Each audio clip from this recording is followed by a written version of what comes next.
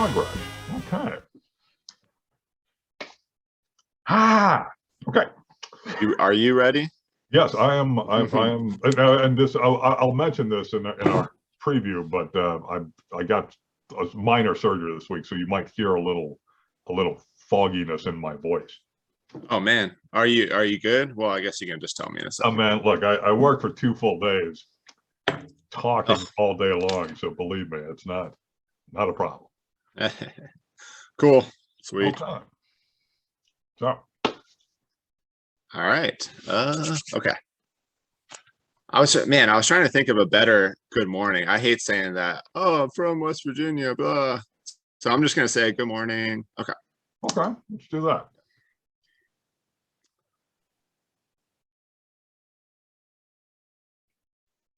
Good morning, Uncle Greg. How's it going? Good morning, Josh. Everything's going great here. How about yourself? Oh, I'm doing great as usual. I actually got some sleep this week from the kids, so they let me sleep, so that was nice. How about you? Anything going on this week?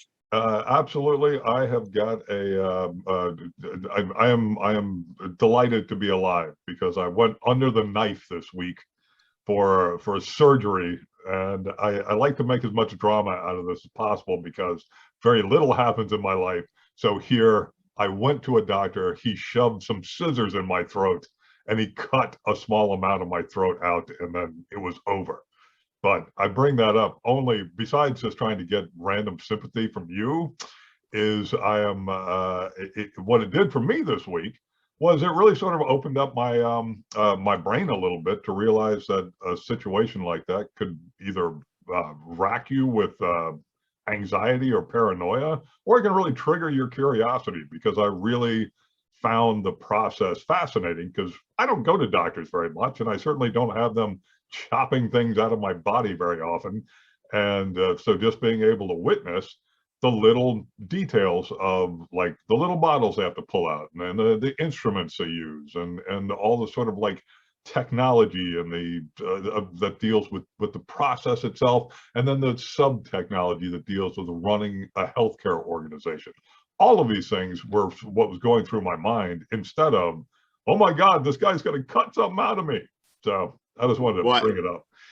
Well, I guess that's the best way to control your anxiety and fear, right? Is just to be mindful in the moment. Now, were you awake while they were cutting you and stuff like that? Yeah, it is literally, this is all this was kind of like getting a tooth pulled, only it's even less invasive than that. They just had to chop a little piece out of the back of my neck, and he did it with scissors. He literally put scissors in my mouth, cut it, and then that was it, except for them trying to use whatever like medieval torture equipment to close the wound, because they're just trying to burn the flesh at that point. So they're using cauterizing tools.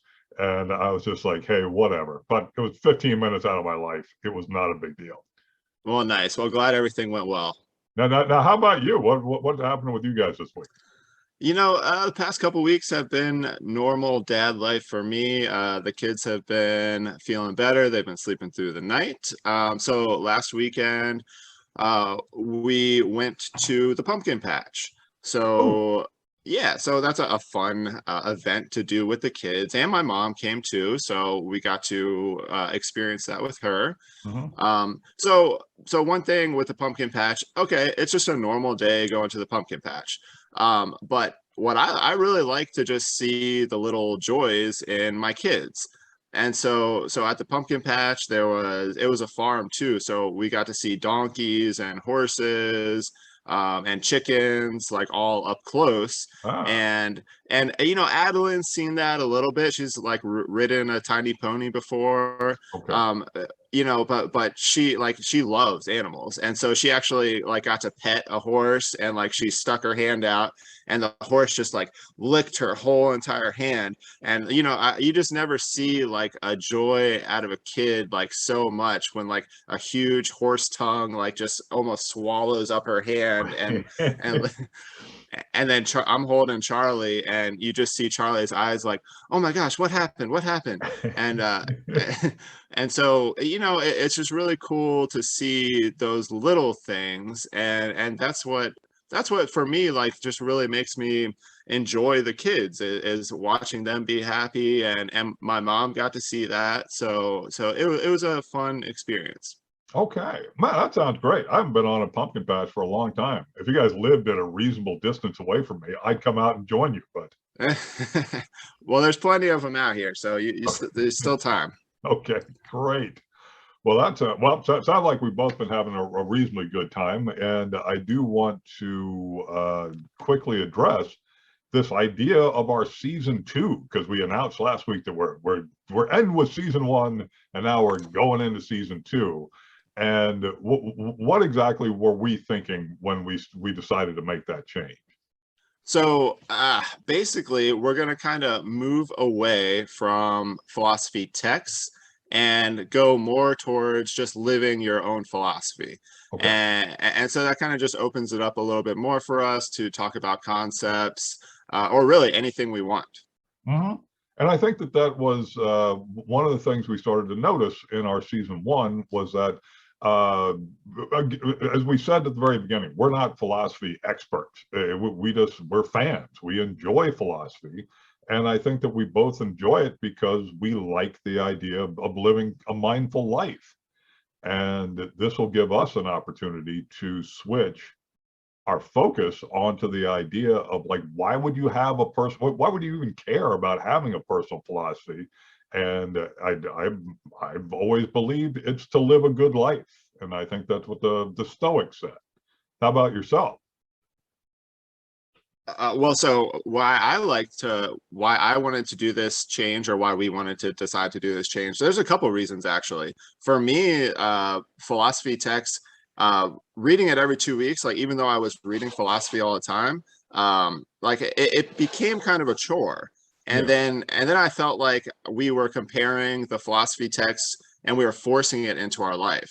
And so now with this change in season 2, we can just live our life for the 2 weeks between the episodes and really pull out from those 2 weeks like what is triggering us, what's making us curious, what we're really thinking about, and what's really affecting our life. And so I think this change is definitely going to lead to some awesome conversations. Absolutely. I'm looking forward to it too. And I really like the idea of us being able to be a little bit more free and at the same time really get to the core of the issue, which is sort of living a thoughtful life or living an examined life. And what better way to do that than to really start to look at it from the perspective of the parts of life that we live. And today, what we're going to do is focus on what I'm calling the secret of happiness. And what that is really meant to describe is this idea that I think we all live in a universe where the word happiness and the idea of happiness is poorly defined. It is also a thing that I think that people will feel is elusive, but my belief is that the reason it feels elusive is because it's so poorly defined that if in your mind being happy could mean so many things at any given moment, then at a certain level you can also be unhappy for exactly the same reasons. And I think for most of my life, I was just thinking about I didn't think about what we're going to talk about today, honestly. Like I would just think, am I happy or am I not? And that wouldn't be put towards anything. And so often, oftentimes I would always, I think I'm happy, and that like exactly how I just said that is how Mhm. I felt. Like I Right. think I'm happy. Like like I'm not really sure, but I'm pretty sure. And so I guess going through this, defining it and figuring out what happiness is for all of us, because it's going to be a little bit different for everyone, is going to be the best way to really go through the rest of the life to live a good life. Right. And another part that I like to focus on is this idea that the absence of happiness is really the cause of almost all the bad things in the world. And that it's anger, it's anxiety, it's fear, it's hatred. All of these things are behaviors that are generated, as we'll show as we go down through the rest of this episode, that if you're defining happiness in a certain way, you can see why these negative aspects of life, or what I would call the opposite of living the good life, are all manifestations of the absence of happiness.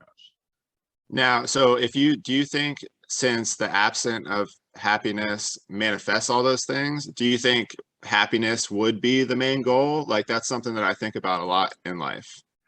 It's Like, I, well, I think that what you'll see as we go through our talk today is that I have a belief that probably the answer to that question is something along the lines of it's one of the main goals, that there should be a framework for your life that includes interlocking pieces, and that all those pieces, when interlocked, become a good life.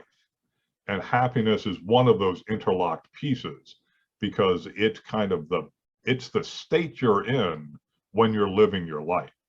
And so that, and so we'll get into that, but it is it's a legitimate question, which is, I don't know how to put this, that we as people tend to not want to sit down on Saturday mornings and talk about the fundamental questions of life, like what is happiness?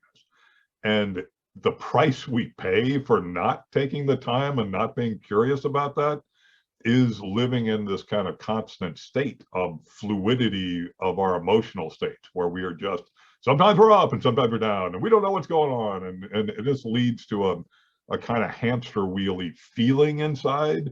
And it's one of the reasons that I think a lot of people don't, I don't know, they just don't enjoy living. They don't have that kind of active sense of like, man, I cannot wait to get up tomorrow. Because yeah, they just get into this like kind of negative loop in their head because they don't really know what happiness is or what sadness is. And so if they don't define it, so how are we going to go about this? Like, what are we going to get into to talk about all this? well, I think the way that I broke it down on our show notes here was just that we want to, we're going to break it into three chunks, and it's going to be like sort of the what chunk, the where chunk, and the how chunk, because I absolutely want folks to be able to listen today and be able to walk away from this conversation with a framework that they can create their own sense of happiness. And I think that if we discuss those three parts, that people will be able to walk away from that with that framework, with a sense of, oh, okay, I'm gonna define what it is. I'm going to define where does it live? Where does happiness live? And then I'm going to define how I go about getting it. And then I'm hoping from that, everybody can walk away from this and at minimum, they can say to themselves, you know what, screw happiness. I didn't want to think about this ever again. Or they can choose to sort of like go down a path of defining this part of their lives for themselves. Awesome, because I think about happiness a lot over the past couple of years, and I'm excited to hear what you have to say about it. Okay, that's great. Well, I guess we'll sort of jump into our primary topic. The one thing that I did want to note before we got started, because let's face it, context is everything. And one of the things about us discussing things is I'm always mindful of the fact that I'm 59 years old and you are 35 years old, and that I've lived through what you've lived through the moment of life you're in, but you have not lived the next 30 years to get to the moment that I'm in. And so I do want to continue to bring this, I try my best to look backwards in my life for information about how my approach or my feelings changed over the time of my life.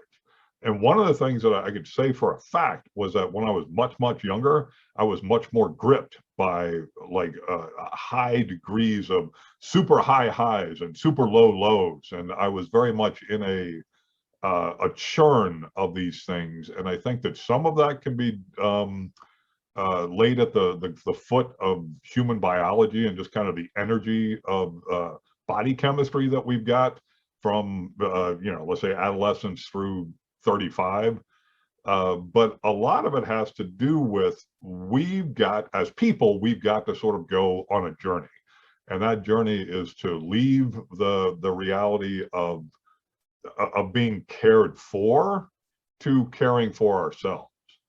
And in that moment is something that I really want to call attention to for people listening to us right now, which is if you're at a point in your life when you really don't have good control over your physical needs, whether that be housing, clothing, food, your safety needs.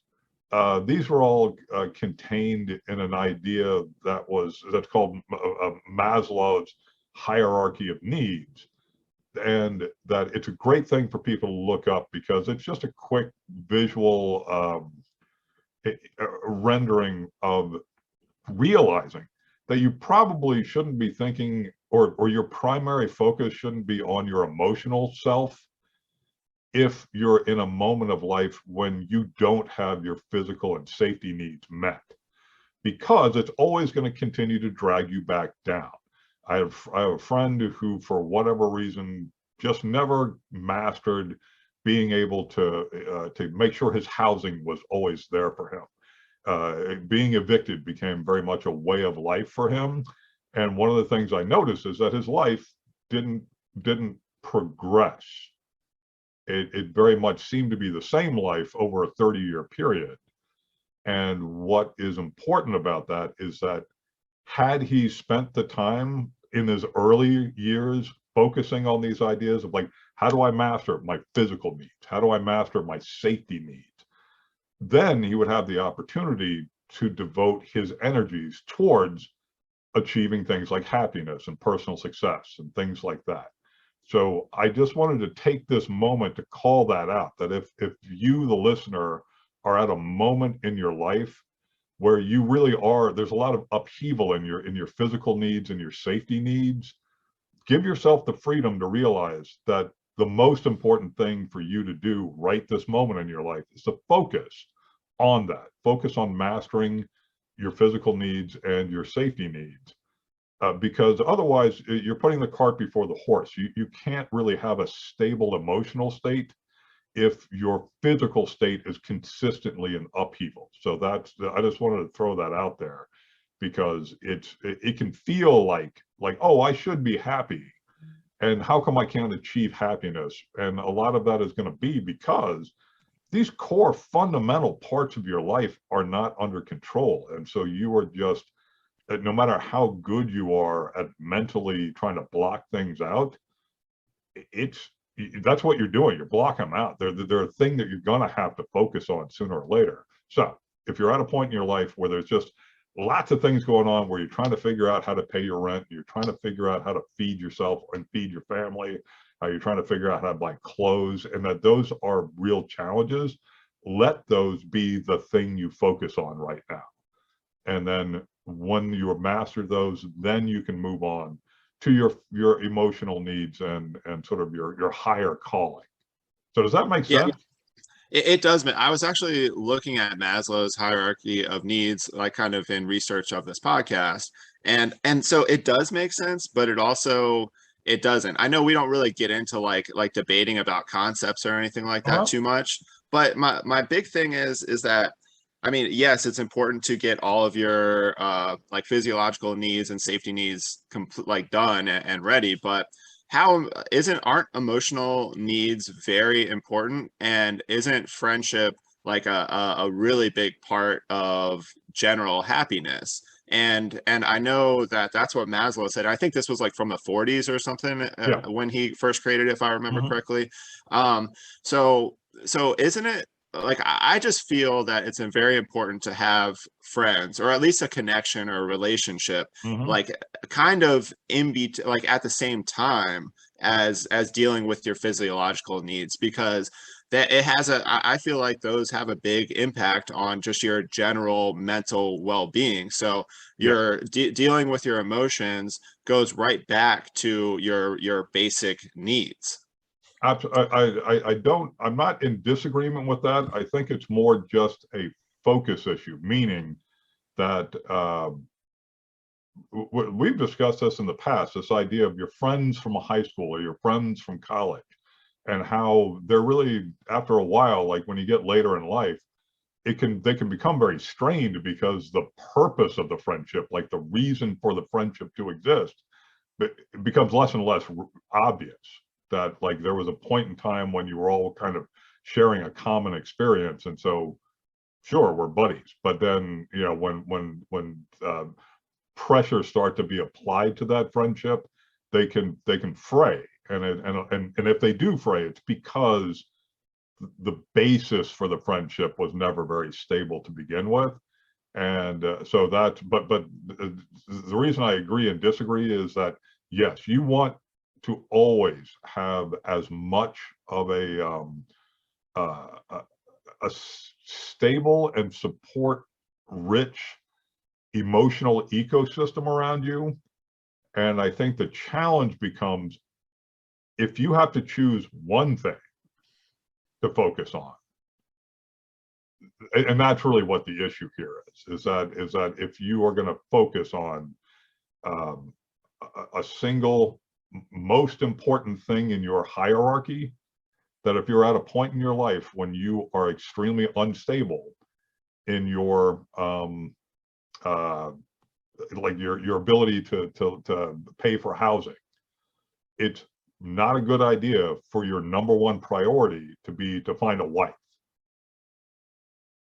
Okay. Oh, okay. This is making sense to me now. Like, so I'm just being very particular. Like, so if me or somebody else is looking at the hierarchy of needs, then you just have to realize that you don't have to, you can go to number three without completely finishing number one. But there are parts of number one that you still have to work on before you can be complete with number one and two and three. And those will probably never be complete in your life. It's kind of just like a cyclical thing that you're working on. And there's a stability issue too, is that your emotional attachments can be very unstable when the other parts of your life are very unstable, because it's nature to focus on whether I get fed or whether I'm living on the streets or not. It is natural for your brain to go to those parts of your life and ignore these higher levels of emotional states. And so that's the reason you can see people. It's the reason you see a lot of people will assign financial difficulties as the reason that their marriages break up. And when you think about the idea of financial difficulties, I mean, just like how does one get into financial difficulties? It's because you don't have your financial approach on lock. That's how you get into difficulty.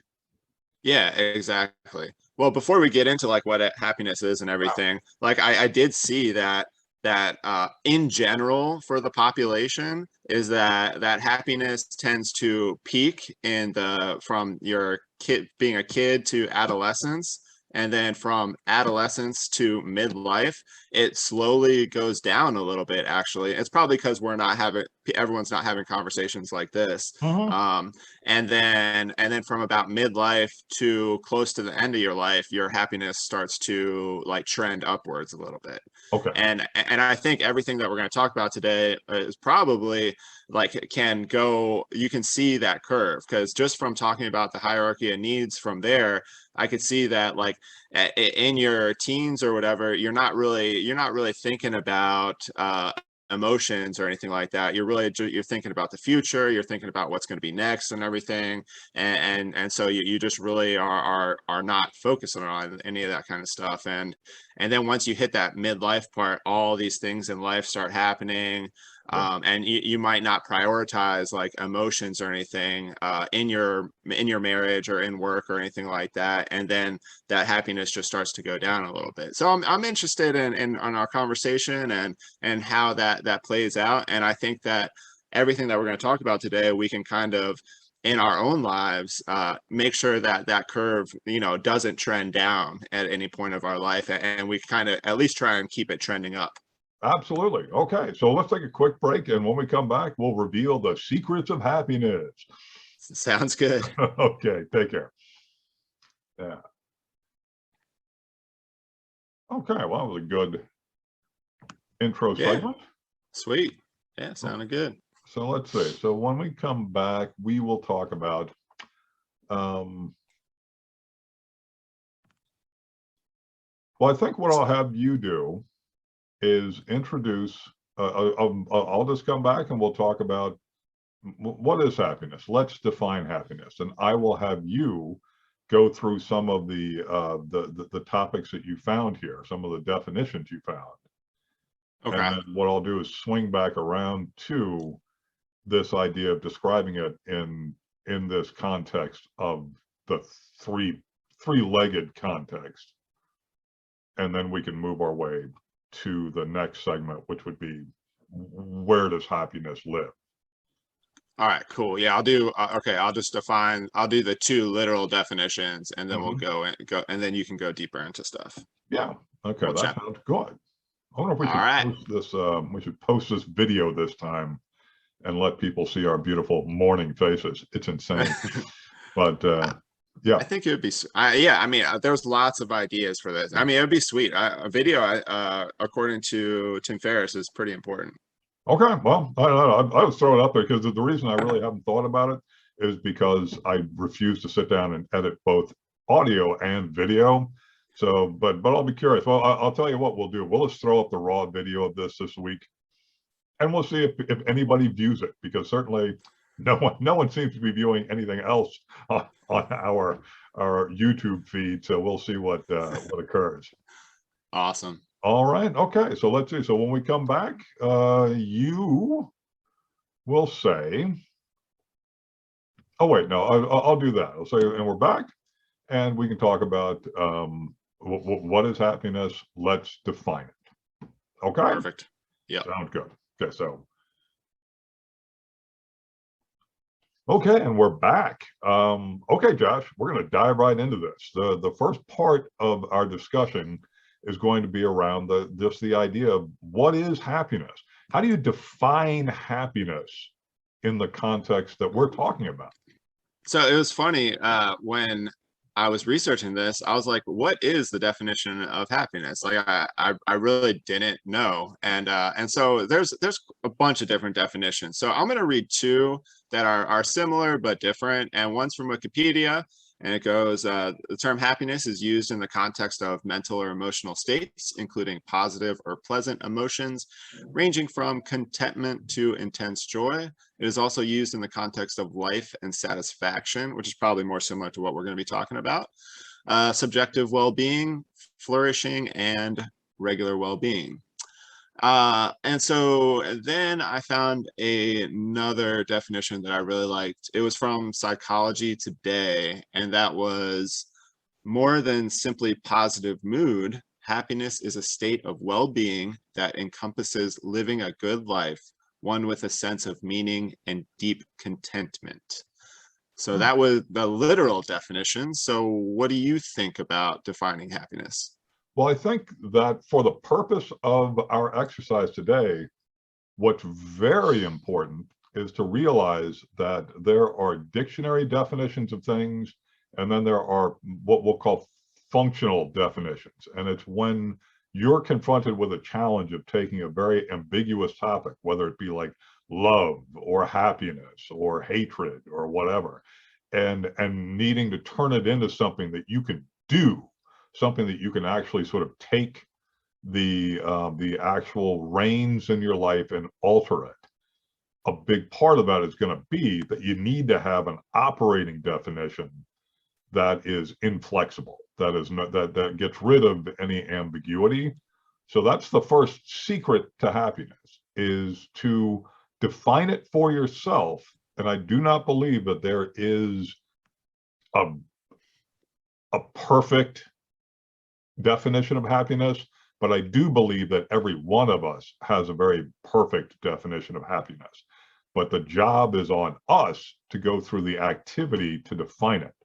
And the reason that I'm going to posit that this is an important thing for a person to do, for you and I to do, is that if you allow really important ideas like happiness, like love, like fulfillment to exist as purely ambiguous concepts that you just sort of zip in and out of, where you're kind of like, oh, I'm happy, oh, I'm unhappy, oh, I'm in love, oh, I'm not in love, and that you're just in a consistent state of the universe controlling your emotional state. And so what I'm going to encourage us and everyone to do is to come up with a way to define happiness for yourself that you can take action on. And what I want to share is a definition that I heard a number of years ago. And this was something that the second I heard it, I guess I was about 45 years old when I first heard this model. But the second I heard it, I was like, oh, wow, that really makes, that sort of locks a lot of things that I have an intuition about into place. And and I wish I could remember the name of this guy who said it, but it eludes me.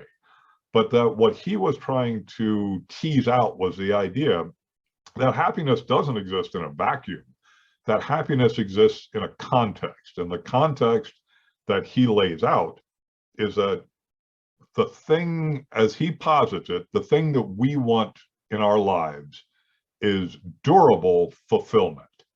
So the idea that it's not just that you will reach fulfillment, but that you have durable fulfillment, something that can take all of the punches and pressures of life and continue through, that it's not a fragile state, but a durable state.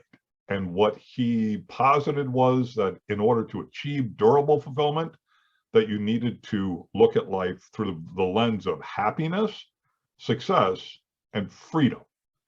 And that oftentimes people see parts of each of these things in the other, and that leads to the sense of ambiguity. But as he defined it, it was that happiness is your emotional energy, that success is your ability to use your intellect, your ideas, and your beliefs and your values, where it's a tool where you can actually make assertions against the world, like, I want to do X, and that you can achieve it. And that is the success function of your life. And that freedom is your decision-making power. And that the part that he described it, which I thought was great, that it was, if you have a job and you have a boss, your boss has more decision-making power than you have. He has more freedom because he can decide things for you. And that the same applies to life, is that if you are living a life where if there's an interruption of your income for a day, that your life is going to be thrown into extraordinary turmoil, then you have very little freedom, because you can't make a decision that you dislike the work you're doing, because you're living a life where one day without money will throw you into economic turmoil. And what this guy was talking about when he laid out these things, and he was talking about how we have an intellectual interrelationship, he was saying that, like, freedom is a good example, that a homeless person is extraordinarily free, but they probably aren't very happy because their emotional energy is fairly depressed. And that success, you could be an extraordinarily successful person, like you can be Anthony Bourdain, and yet be so unhappy that you take your own life. And the point he was trying to drive towards was that each of these things are separate. They may have sympathetic relationships in your life, but what they are not is directly related. That you can make goals associated with your personal happiness, with your success, and with your freedom, all without having to be concerned about what happens in another bucket.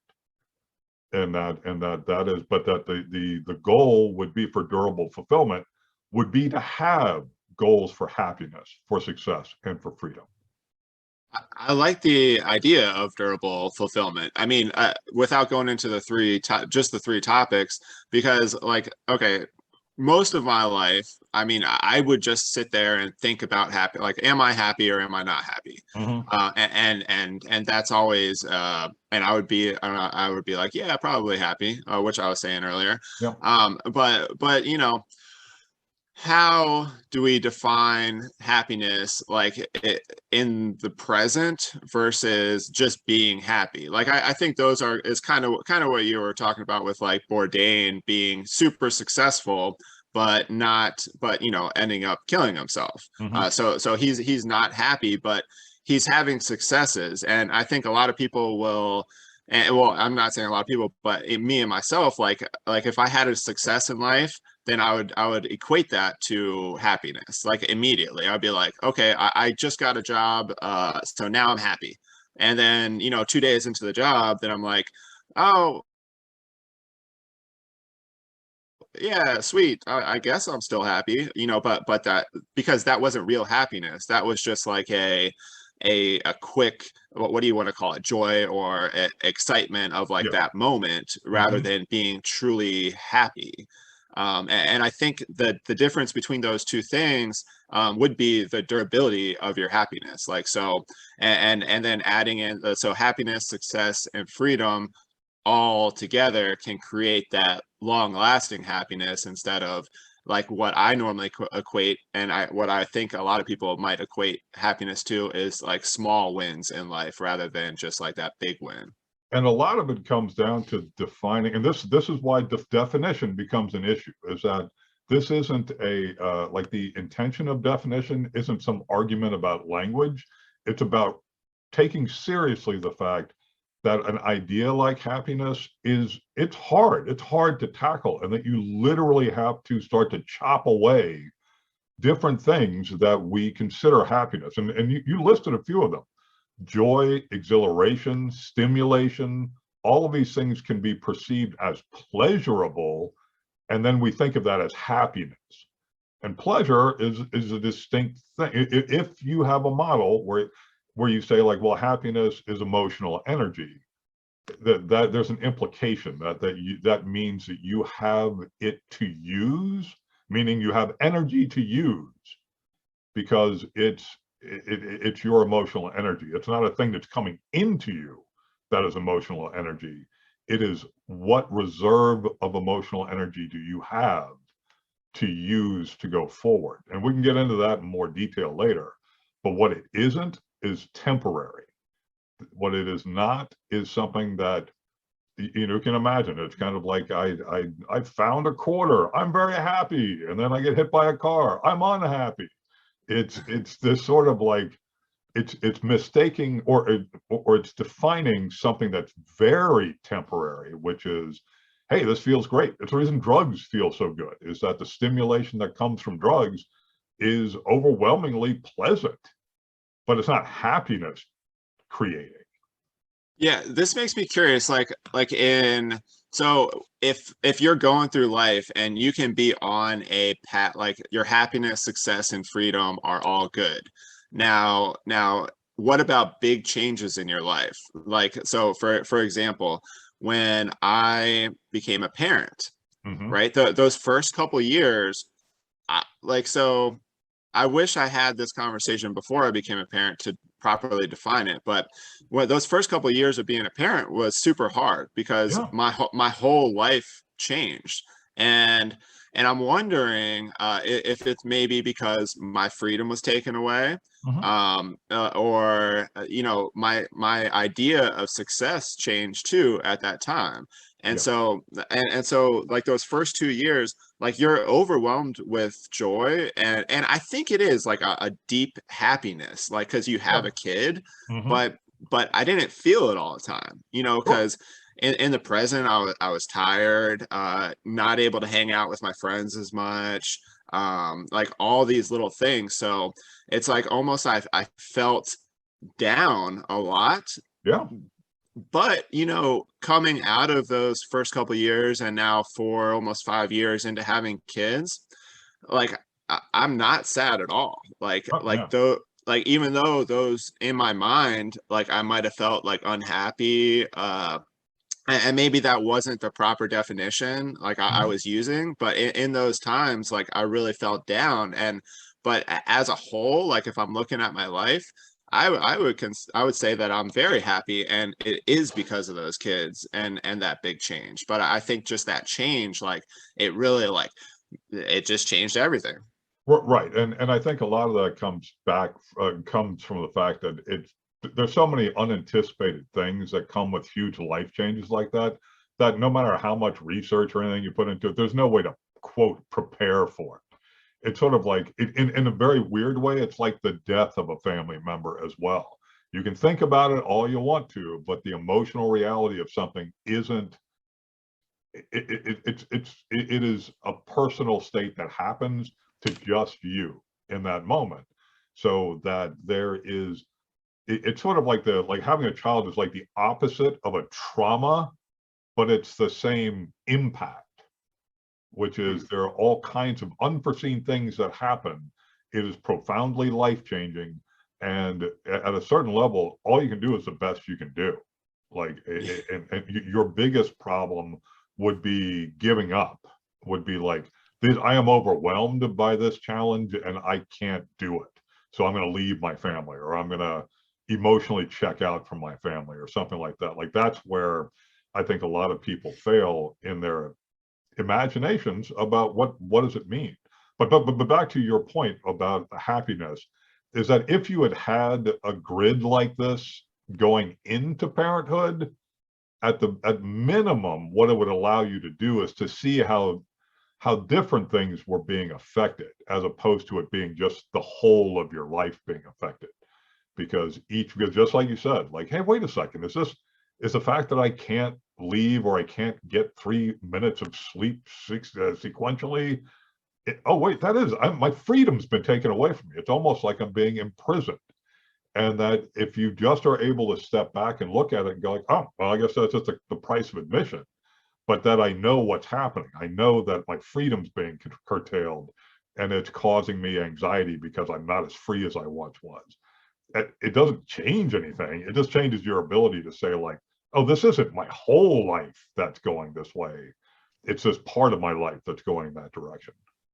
Right. And then you can really focus on like, okay, I am still okay, everything's all good. And I can just focus on like that specific part of my life to, do I need to add freedom in? So work with my wife or something like that to maybe get a little bit more freedom back into the life, little things like that. And if I clearly defined that at the time, probably would have made some of that time a little bit better. Sure, but you can also see how, if you were mistaking that feeling as being unhappiness instead of the absence of freedom, how by trying to make yourself happy in that moment, that you would just be unsuccessful. Because in the same way that people go out and go like, if I make $1 billion, I'll be happy. And then they get to the end of the $1 billion and realize, oh, that didn't affect my happiness at all. I Right. just now have $1 billion. It makes them even more sad. And so that's where this is at minimum, what I would call this is emotional portion control.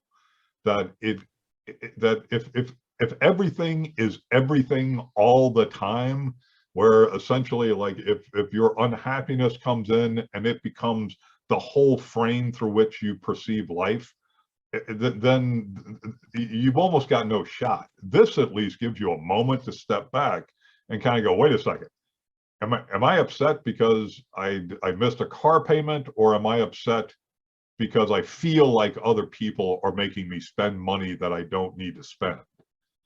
And Yeah. yeah, Yeah, I mean, and just being depending on, before you start thinking about life in these ways, a lot of times emotions can just run away. And yeah, so you get these little emotions, like you were just saying, if you missed a car payment, that maybe that will ruin your week because you don't have a hierarchy or anything like that. And really you miss a car payment, and it's really not that big of a deal unless you miss it for like 2 months or 3 months. So so I guess if you just do what we're talking about here, then if I did that 15 years ago, I think my 20s and early 30s could have been a lot easier for sure.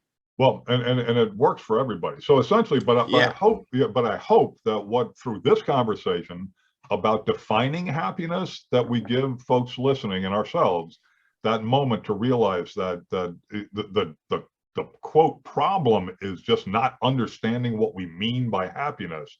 So our number one job is we have to define it. And I've given an example of how to define it. You can come up with your own definitions, but when we move into secret number 2, you'll see that how you define things becomes extraordinarily important. All right, awesome. So that is, what is happiness? I think just defining happiness for yourself. Right. And Perfect. with the goal in mind of durable happiness. So that's the thing. You're not just sitting down on a Sunday afternoon going, oh, let me just define happiness and I'll walk away.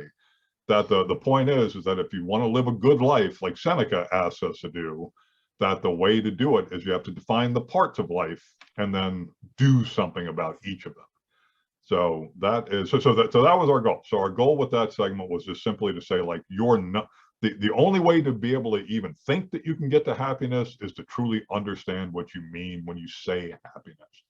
And now our next step is to define where is happiness. And what I mean by that is that there's a very important idea, and it's this idea of an internal locus of control or an external locus of control. And what that means is that do you perceive the universe as a place where your environment is what controls your emotional state, or do you control your emotional state and then you affect the environment? Because if and an example simply being, we've talked about this before, having your entire feeling about a day change because it starts to rain. Like, you were starting to feel like, oh, it's going to be a great day. I can feel happy about today. And then the rain comes and you go, oh, I'm unhappy because it's raining. And that is an external locus of control. The universe is controlling your emotional state. And that you absolutely have to make a choice of who you are. Are you a person who allows the universe to control your emotional state willy-nilly? Or are you a person who feels that he has to control his emotional state? You look like you're going to say something there, Josh. Yeah, well, I mean, I was just gonna say the first thing that comes to my mind with this is like, are like sports games or football games or soccer games, like Yeah. the fans at those games, the fans at games. I mean, if their team loses, they could have a bad week, a bad month, if they like, and that's completely external. It's literally a group of guys that you don't know at all facing another group of guys, and them losing, it can really like affects a lot of people. Like, I don't know how many times I was in my early 20s, like say at a bar or anything like that, and the Washington football team like loses a game, and the rest of the night at the bar is just miserable people drinking at the bar, and then who knows how their week is after that. And then just the amount of just hatred and just vitriol for the coaches and how the refereeing was terrible. And see, here's where you being younger is much better for you, because you never had to live through the true glory years of the Washington football team, when it was an expectation that you would be like something good would happen on a Sunday. And all of a sudden we have been, and you've lived through all of this. I don't believe that for over 25 years, I don't believe the team has been over 500 like twice. Yeah. And but it's a perfect illustration of an external locus of control. And you and I obviously have both been there, where all of a sudden our day just sucked. It went from being fine to just I'm inconsolable because of because again, perfect strangers had a bad day. So all of a sudden my day is completely destroyed. I go to the work the next day and we all talk about how upset we are that our team didn't win. Yeah, just thinking about this concept makes me think like how often this happens. I mean, I feel like this is really important, like because a lot of people just don't think internally. I feel like the where is happiness is pretty similar to what we were talking about in the what is happiness, like Uh-huh. where you just have to define it. I mean, Yeah. and really know that everything is in your control, or should be in your control. So because some people lose control or whatever, but but at least that's a thing that you think about. And yeah, now just thinking about this and thinking about how I've seen friends become upset, and even myself, like on a rainy day, or something like that. I mean, it really does affect it. Or if you go, I mean, I'm just thinking of thousands of examples, but like Yeah, if you go to a restaurant and you expect a really good meal or something like that, and they don't give you a good meal, then that is another thing that you can focus on what you can control, which is maybe asking for a new meal or something like that.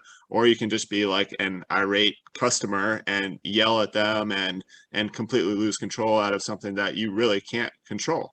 exactly. And even that act of yelling at somebody, you're trying to take your unhappiness and place it inside of somebody else, and it never works. It just makes two unhappy people instead of one.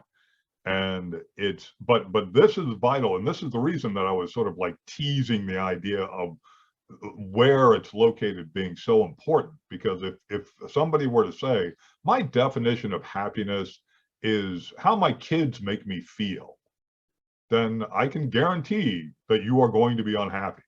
Because and it's not because your kids are bad or good, it's because it's outside of you.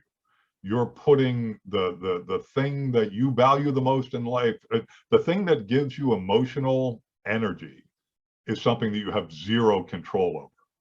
And that's a question you really have to ask yourself. It's like, why would I do that? Why would I say that this thing, it doesn't mean that it's unimportant, but what it means is it probably should be a different place than your happiness that you put that into. Because as we've discussed in the past, as a parent, you cannot make your children happy. What you can do is do everything you can do to create an environment in which they can be happy, to create self-esteem in them that will allow them to be happy. Because like you, your children need to have an internal locus of control for their happiness. But you don't learn that on the streets. That's a thing where you're going to have to be able to say, like, it's sad when your bike has a flat tire, but you shouldn't be unhappy. Like, you should be just like, oh, you should be disappointed. And that's different than being unhappy. Yeah, and that's really getting into, the how here. Yes. And being mindful all the time of these little things. Because even when we're having this conversation right now, I'm just thinking, like, if one of the teams that I like or something like that does lose, I'll probably get sad for a second. Yeah. And but that's the thing, like, you can get sad for a second, or maybe it's not even sadness, but you can just kind of feel bad for a second. But then you just have to be mindful that, hey, is this something I can control, or is this something that I can't control? And then just go from there. And you can be Mhm. like, oh, okay, well, it's something I can't control. And so then that means I mean, why should I put any energy or anything like that into this if I can't control it? It's very much like the idea of bad things happening. Like you get stuck by a needle, or you lose your wallet. That all of these things, it is 100% natural to be like, like that. If somebody pokes you, you go like, ah. The issue becomes, does that just happen once, or do you replay it over and over and over in your head? If you lose your wallet, do you sit there and go like, oh, I'm stupid, I can't believe I lost my wallet? And then like 5 minutes later, go like, oh, I'm stupid, I can't believe I lost my wallet. Where you're just reliving the negative experience over and over and over again on a loop, where one event becomes many events because you just keep reliving them. And that's the same thing that goes on with this idea of defining happiness, which is that if you, I didn't actually cover this, but for me, I define happiness as earned self-esteem. And what I mean by that is that I cannot, that any time that I set a goal for myself and I achieve it, or I set a goal for myself and I fail, but I know how I failed, both of those bring me more self-esteem, because I'm in a constant state of saying to myself, you know what? I am controlling everything that I can control. And I am not concerned with the things that I don't control. I'm taking that very stoic philosophy that they just keep driving home, which is the idea of like focus on what you control. Because if you do, that is a full-time job. If the only place you allow yourself to place your emotional focus is on things that you can affect, there's no end of it. But I'll tell you this, if you decide to focus on things you can affect, like the weather, like the bad boss, like the bad job, like the fact that your grass is green, no matter is brown because but no matter how much you water it, it's not growing. It's the idea that if any of those things, those external issues, control your emotional state, you're doomed. You are doomed to unhappiness. Now, I'm really trying to get this into my head. I've kind of been practicing these things over a year, a couple of years now or so. Mm-hmm. And that is what I notice, is that it's very cyclical. Like it's a constant reminder. And that if I am not constantly reminding myself, I can find myself getting in those loops. Like if you get down on your job, like, so this is something that you and I have had conversations about, like defining your whys and everything or whatever about your job. But let's just go back to happiness. Like, so being happy about your job, Mm-hmm. like I have to, I'm finding more and more that I have to remind myself over and over, like why I'm here, and like why I need to be in this situation and to be happy with it. Or like, I don't know if I'm feeling that I'm trying to trick myself into happiness, maybe like because it doesn't give me joy, but I know Right. that the outcomes of working and my whys and everything, I know that these things are what I need to be doing. Right. But at the end of the day, I don't feel like it's creating happiness. So like, what do you think? Immediately what comes to my mind is that you're trying to get happiness from a freedom situation. That your lack of freedom is what you're interpreting as a lack of happiness. Because you got to work, and this happens to be the job you got to be working right now. And it's just a deal you're making with the universe for whatever remuneration you're getting back from it. Because if you were working a job that paid you a lot more money, you wouldn't necessarily be any happier. You'd just be making more money. You'd have more freedom. Yeah, so I guess maybe it's like the I don't know if we should be getting into this on the podcast, but like maybe it's like the what I'm actually doing maybe is the thing that is causing it, because like money and stuff like that is not the issue, definitely. So like I'm just curious about that, like, because it is something that I think about all the time, and I think that a lot of us are in the same boat when it comes to work. Yeah.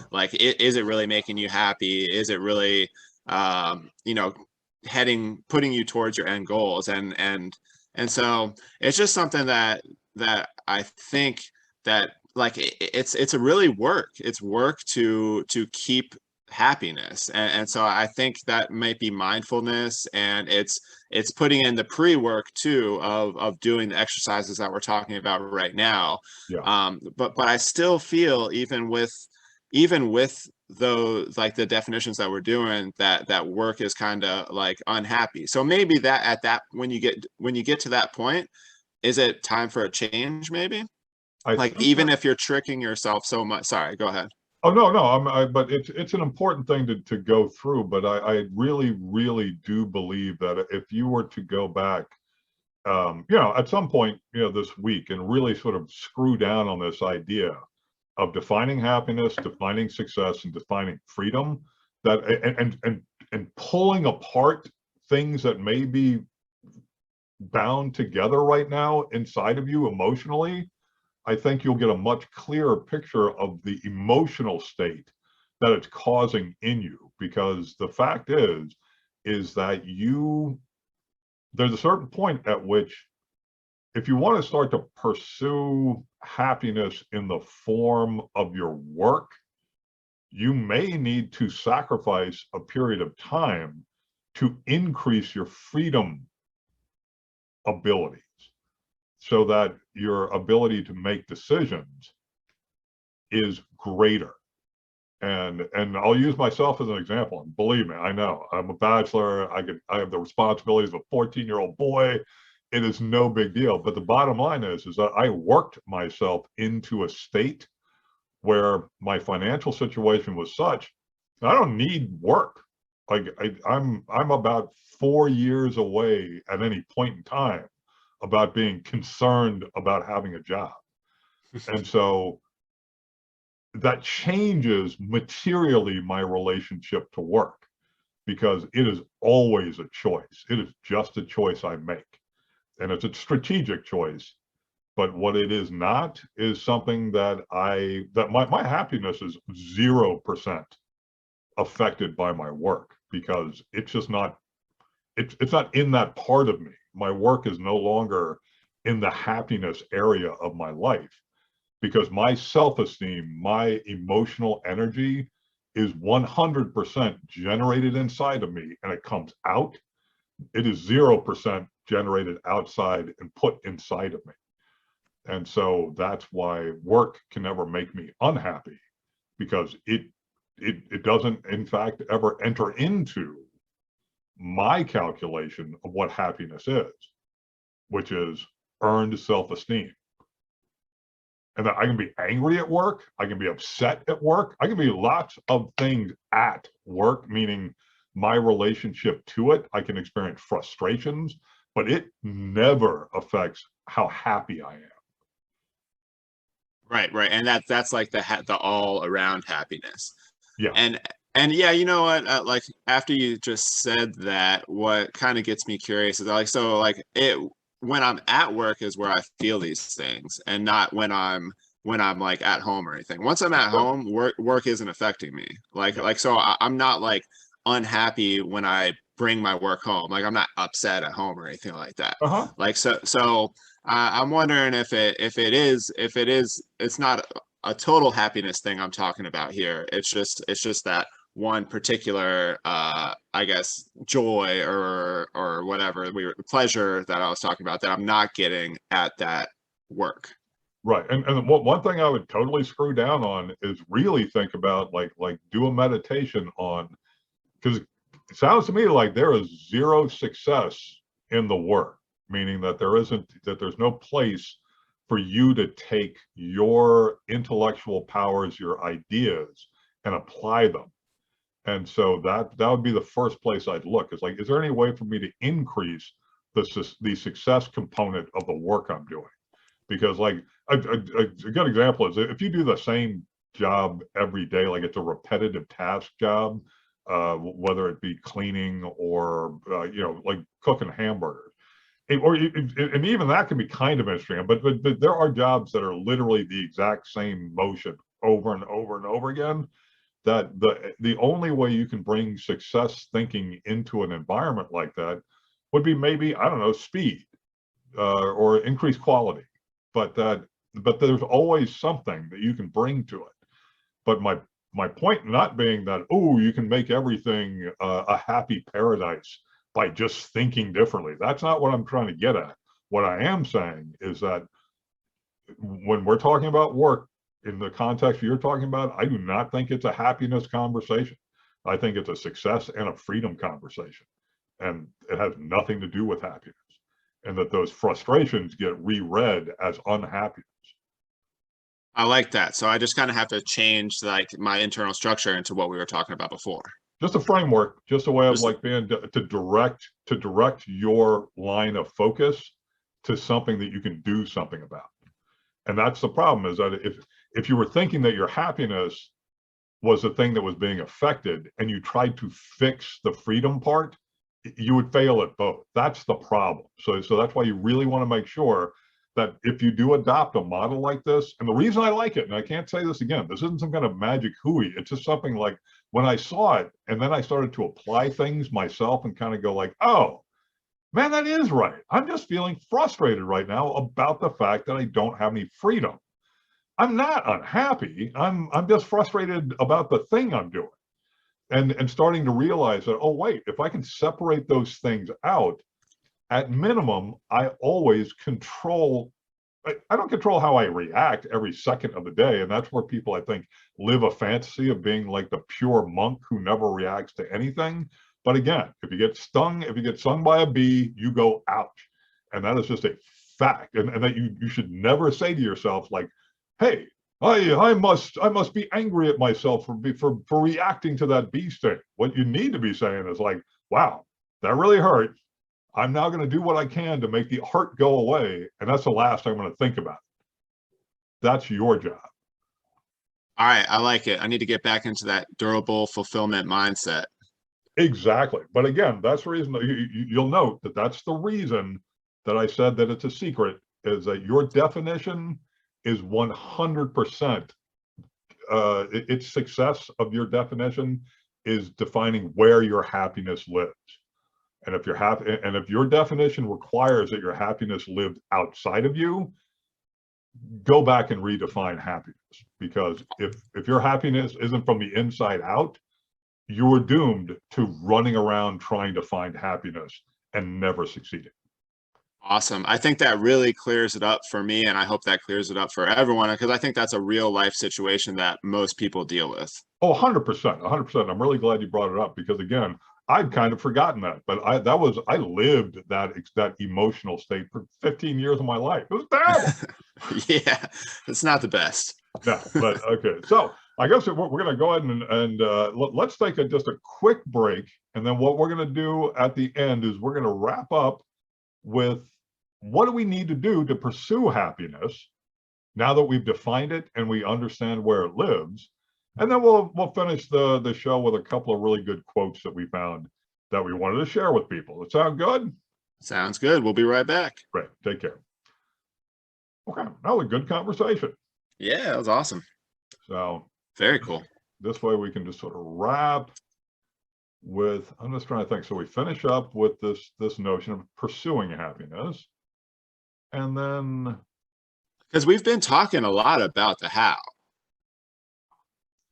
Yes, but actually that's the funny thing, is I believe that our how conversation really was about definition. Yeah.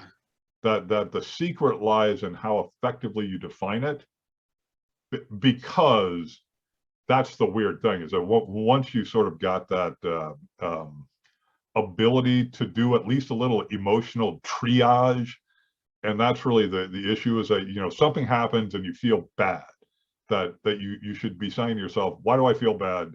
And then at least this gives you 3 places to look quickly. Kind of go, okay, I'm upset about this. Is it a freedom thing? Is it a success thing? Yeah, I mean, I didn't want to say this on the podcast, but like the article that I was reading had 5 buckets, because I can't remember the 5, and they're similar to the 3 that you have here, but where you put them into those buckets, and then that's pretty much like how you structure your happiness. Yeah. So yeah, cool. It's all good. Okay, so let's I'm not gonna say these 2 quotes under the how do you pursue happiness, I don't think.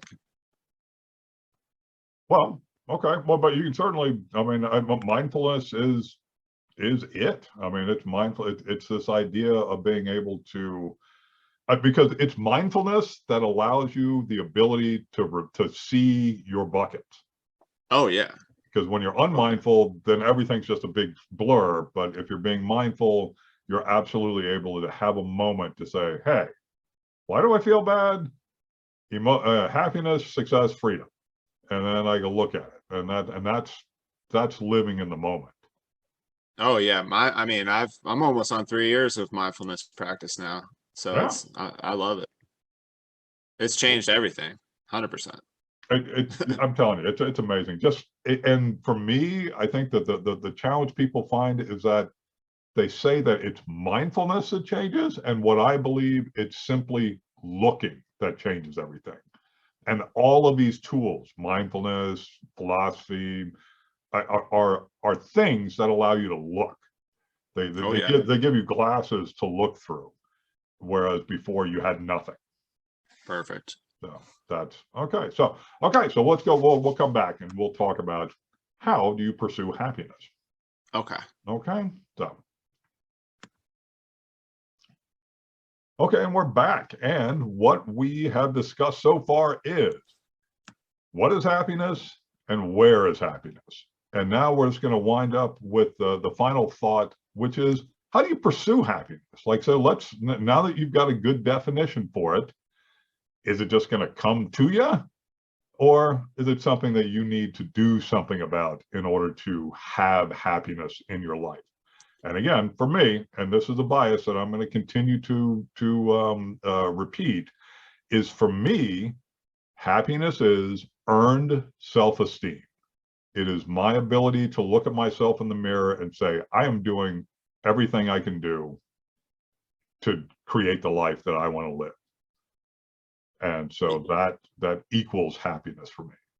Yeah, and for me, I mean, it was hard, like I've been talking about. It's always been hard for me to define. But a few years ago, when I started my mindfulness practice, everything got a little bit easier. So my how do you pursue happiness would be to be mindful and learn as much as you can about mindfulness, because I'm not an expert at mindfulness. I'm learning it myself, but just living in the moment and being present and training your mind to be able to kind of stop when something bad happens, or when or a good thing happens, or anything happens. Yeah. Be able to process it without being, through an undefined lens. Mm-hmm. That, because everyone is going to have lenses, and you might want to look at certain things through certain lenses, but just being able to kind of take a step back of a situation, and maybe be able to look through 1,000 lenses within a couple seconds, and be able to train your mind to do that, Uh-huh. is something that I think is super important. Well, I'll just read this quick quote, because there's this one person that I've read a couple of their books. His name is Thich Nhat Hanh, Uh-huh. and I read The Art of Living and The Art of Communication from him, and just a simple quote that he has: "With mindfulness, you can establish yourself in the present in order to touch the wonders of life that are available in that moment." So, I mean, without really defining in that moment, like, what happiness is or what happiness isn't, then you might not be able to even see what's right in front of you. Mm-hmm. Well, and absolutely, and we during the break we were just talking about this idea of tools like mindfulness essentially being like eyeglasses to focus your vision on your goals. And in this case, it would be like happiness. Like you would use mindfulness as a tool to pursue happiness. And it's a way of looking when we go back and we say to ourselves, okay, well, we've said that happiness exists inside of ourselves and works its way out. It is not happening outside of us and working our way in. Mindfulness allows you to, in a moment where you may be feeling bad, you can ask yourself that quick question, like, hey, wait a second. Am I just sad because it's raining, or am I sad because my self-esteem is low? And but you can never ask that question if you weren't being mindful. And then also that ability of being able to define what happiness is in the first place, so that you don't swim and live in ambiguity your whole life, because that in and of itself, like mindfulness will make it so that if you're living in a space of nothing but ambiguity, it'll quickly show itself to be a terrible state to live in, because when you can't define anything, then you can't do anything. Right, because if you don't have that framework set up, then, I mean, you could maybe start being mindful, and you can be like, oh, like, in this situation, what's happening? But if you don't have that framework already set up in your mind, you can't point your mind to where you need to be happy, or anything. I mean, you can Mhm. be mindful and maybe realize there's a situation happening, and which I think that's what I've learned most so far in my mindfulness training. But then being able to put what you've seen and realized into some kind of framework to either determine, in this case, to determine your happiness. Uh-huh. And to sort of amplify that kind of thinking is, I like the idea of like using as a tool in your pursuit of happiness is the cultivation of a love of change. And all I really mean by that is that if a big part of your life is to try and make things not change, like I want to keep today just the way it is so that it never changes, and that'll be because I'm happy now, and that maybe I won't be happy in the future. This idea of trying to lock in amber life is something that will doom you to a life of unhappiness, because there's one thing we literally cannot do, and that's to stop change. So a part of your happiness model is, I want things to be exactly the way they are, then you are doomed to unhappiness. So a big part of a good life is saying to yourself, how do I love change? I'm sorry, what were you going to say? So I was just like, the thing that triggered me right when you said that is how many people I met that would say, like, I am who I am, I'm not going to change, and like I met so many people that thought like that. Now, what do you think? I mean, my first thing from what you just said is that they're not ever going to grow up. They're not ever going to, from the time that they say that, they're not going to change if they think that, or they might do little changes that just occur on the day-to-day basis, but they're not going to search for change or anything like that. And I think a lot of people's mindset, I don't think I ever had that mindset. I don't even think I ever thought about it. Yeah. But I wasn't trying to change for a long time. And I think just realizing that change is okay. And then when I got a more of a growth mindset, and when I made change important part of my life, and to change to try and make myself better, that's when everything occurred. It's not like I was not trying to change when I was young, but I know a lot of people think like that. Yeah, it is.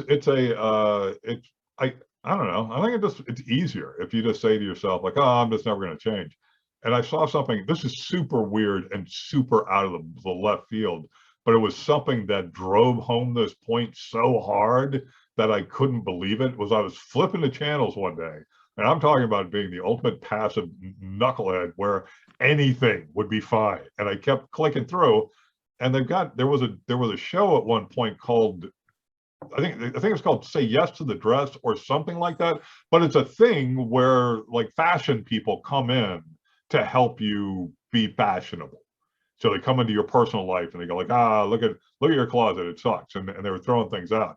But this one lady who was the expert, she was smoking hot, but she made this point. She goes, look, do you know most people's closet stops, the fashion stops the last time they felt good about themselves, and then they just replicate the same fashion over and over again for the rest of their lives. And that's the reason that I can go into somebody's closet and tell you the last time they felt good. And I was like, God damn, that's probably pretty true. That's so interesting, because I guess you never really changed creatively or anything like that after that. I mean, or is that just at the point of your life where you think you're there? And then I think everyone just thinks that they're gonna get there, whatever that means, and then Right. you get there, and then you just kind of chill and you quote unquote live. Yeah, or it's never going to be any better than this or whatever. And it's not a choice. It's a thing that happens. It's like a switch that gets flipped in the back of your mind that says these genes are what it means to wear jeans when you are a good person or whatever. And so that's the reason, they might be low riders or high rider or whatever, but it's something that goes wildly out of fashion, but that the person never even questions, because it is like, that's what it means to be, that's what it means to look good. Like when I was 22 and I looked in the mirror, that's the way I looked, and I looked good. So that's how I want to look forever. It's but it was fascinating because it just smacked me around. I immediately like leapt up and looked at my closet, feeling, shit, I better make sure I'm not doing that. I better make sure I embrace the idea of change. But that's a minor discourse, but it was something that really struck me when you started to think about this idea of trying to perfect yesterday. that idea of your life being devoted to the notion of the past being a thing that was the most perfect, and always trying to get back to it, knowing that you never can. Yeah, yeah, I like it. All right, so how do we pursue happiness? So mindfulness, and you said cultivating a love of change. Is there anything else we want to add to this? Well, just as a component of learning to love change is just this idea of being very focused all of the time on what do I control 100% and what do I not control 100%. Because everything that's a challenge or a problem in your life will have a part of both. And it's your job to pull the part that you control out and be the thing you focus on, and to take the part that you don't control and throw it away. And that's part of change, is that every day you have to realize that you're going to be confronting challenges your whole life. And your job is to not spend your emotional energy, not to spend your happiness on trying to control what you can't control, that you only apply your emotional energy, your happiness, to controlling the things that you do control. So that if you want to lose weight, you only focus on the amount of calories you burn, the amount of calories you take in.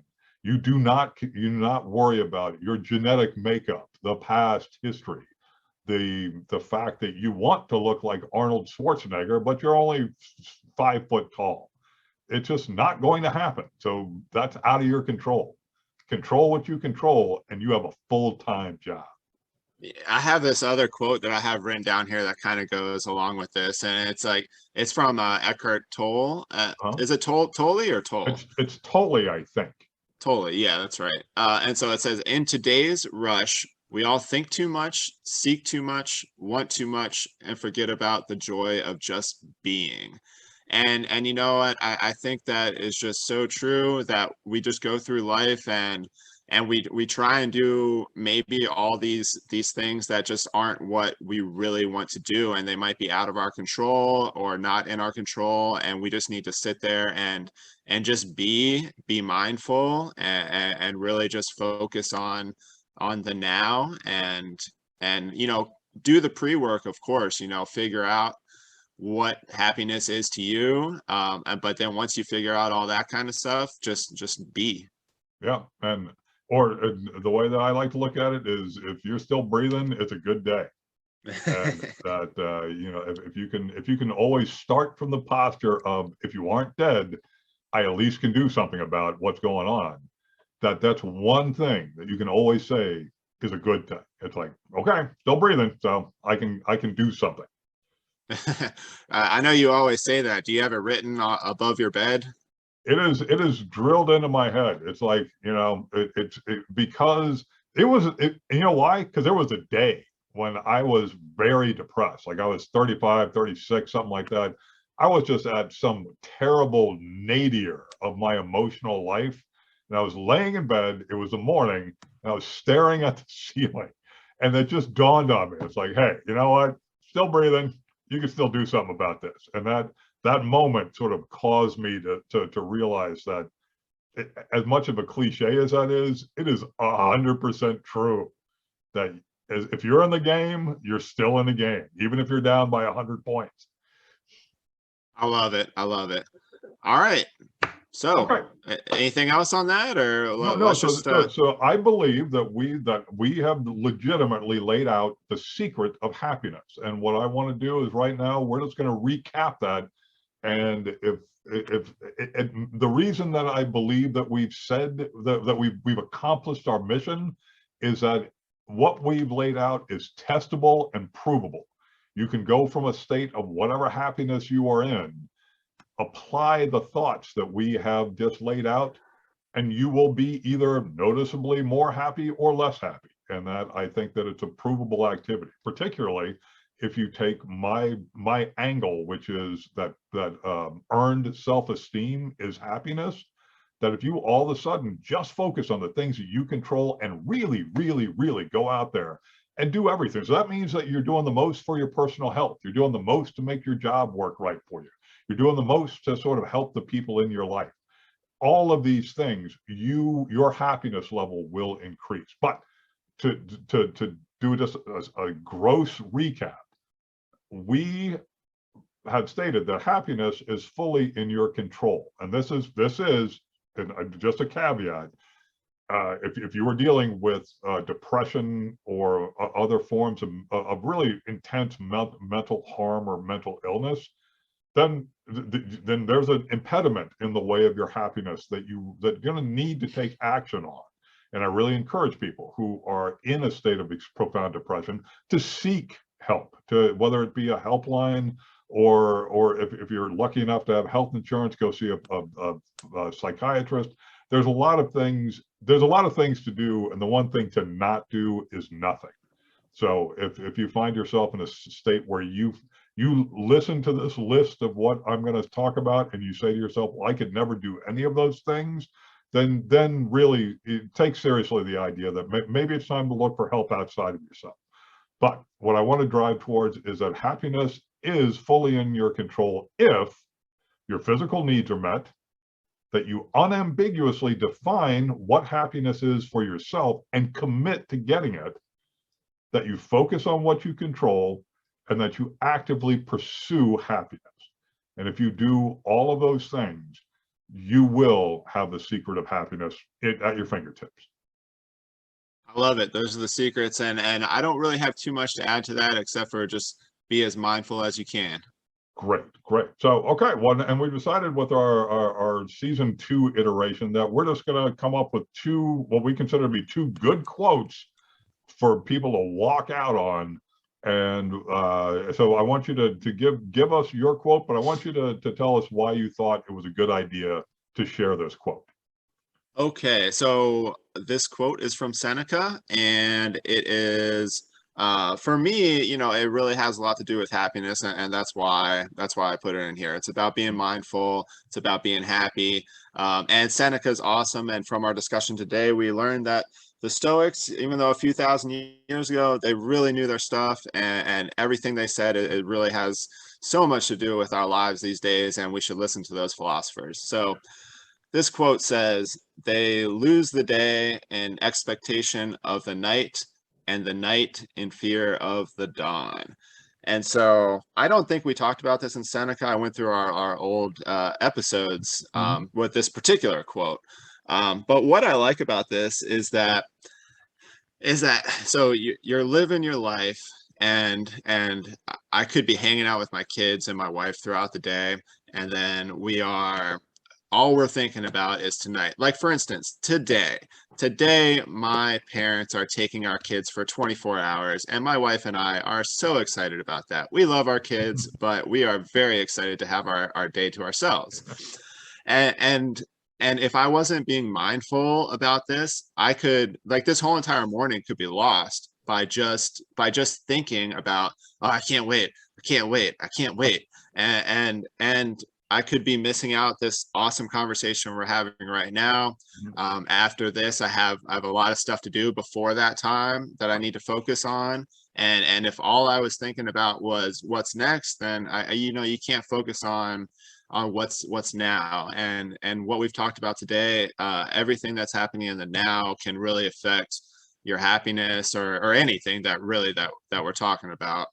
And on the other part of this quote was that you're in fear of the dawn, right? So they lose the day in expectation of the night, and the night in fear of the dawn, because once you get to that night, so say tonight we're like, oh yeah, we're having fun, we're excited, we're hanging out, we're watching movies, which a funny thing as a parent, I don't know, you're not a parent, but you can't watch a whole movie from start to finish. I mean, it's hysterical.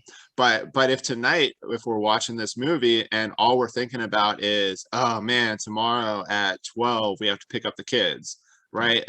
Like, we're not going to enjoy what's going on right there, and our happiness will be, well, let's not call it happiness, because we've defined that differently. Our joy in the moment, or our pleasure for the day, is going to be skewed a little bit. Yeah, it's like picking your own pocket. Yeah, absolutely. You're stealing from now for a fictional future that you don't know is going to happen or not.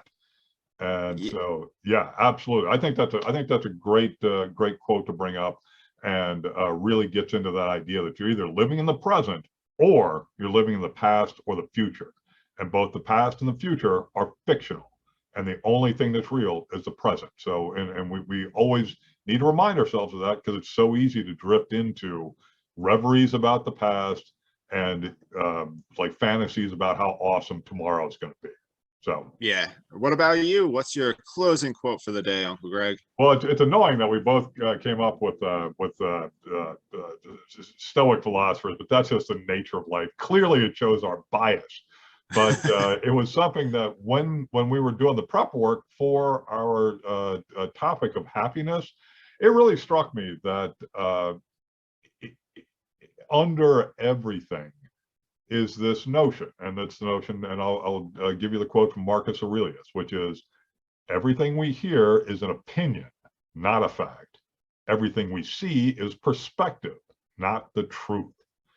And if we truly take that in, we'll realize that almost all of the things that cause us anxiety and stress and fear are things that are outside of our control. And this idea of the distinguishing between fact and opinion is something that's remarkably important, because they are utterly different. And if we start to let them slosh together in one big bucket, then we're doomed. And the same goes for the idea of truth and perspective.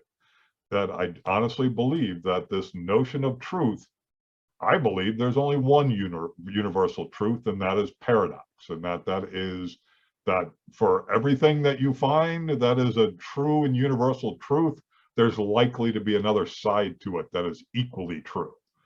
But that's an entirely different world than the world of perspectives, which is, if you put a brick on the table, you can both agree that there's a brick there, but you may be very fascinated by its texture, and I may be very interested by its color. But those are our perspectives. The fact is, it's a brick. So just want to throw that out there. Yeah, it's an awesome thing to think about. I really like it. Cool. Well, I guess that's it for this week. So what do you think about our first episode of season 2? I really like our setup, and I thought this was a great episode. I hope that everybody learned a lot. I know that I learned a lot more than I did 2 hours ago, so I am very excited about this. That's great. Okay, I had a great time too. It's always a pleasure talking to you, but I know for a fact that you want to start taking advantage of your childless day. So I want to cut you loose and get out of here. And thanks again for sharing a Sunday with you, and well, Saturday with me. And I look forward to talking to you next week, or All right. 2 weeks from now. Great talking to you. Sounds good. Take care, pal. We'll see you next time.